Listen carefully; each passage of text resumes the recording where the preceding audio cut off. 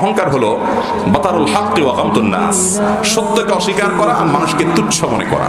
অনেক লোক আছে দেখবেন, সত্য অসত্য নাই, সে তর্ক করে কুতর্ক করে যাচ্ছে, সে বুঝতে পারছে তর্কের ফাঁকে যে যার সাথে তর্ক করতেছে অট্টা সঠিক, তারপরে মানলে যেহেতু ইজ্জত যায়, মাথা কাটা যায়, তর্ক করে ঠেলে নিয়ে চলে যায়।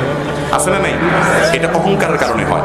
আর মানুষকে তুচ্ছ মনে করা হলো অহংকার। কাউকে তুচ্ছ মনে করবে না। ইমানদার মনে করবে যে আমি আল্লাহর কাছে কোন জায়গায় দাঁড়িয়ে আছে আমার আমল আমি জানি না, অতএব যাকে আমি ছোট মনে করছি হতে পারে সে আল্লাহর কাছে অনেক প্রিয়, কাউকে তুচ্ছ মনে করবো না।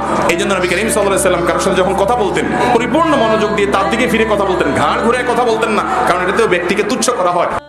অহংকার হলো বাতারুল হাক্কি ওয়া গামতুন নাস, সত্যকে অস্বীকার করা আর মানুষকে তুচ্ছ মনে করা। অনেক লোক আছে দেখবেন, সত্য অসত্য নাই, সে তর্ক করে কুতর্ক করে যাচ্ছে, সে বুঝতে পারছে তর্কের ফাঁকে যে যার সাথে তর্ক করতেছে অট্টা সঠিক, তারপরে মানলে যেহেতু ইজ্জত যায়, মাথা কাটা যায়, তর্ক করে ঠেলে নিয়ে চলে যায়। আছে না নাই?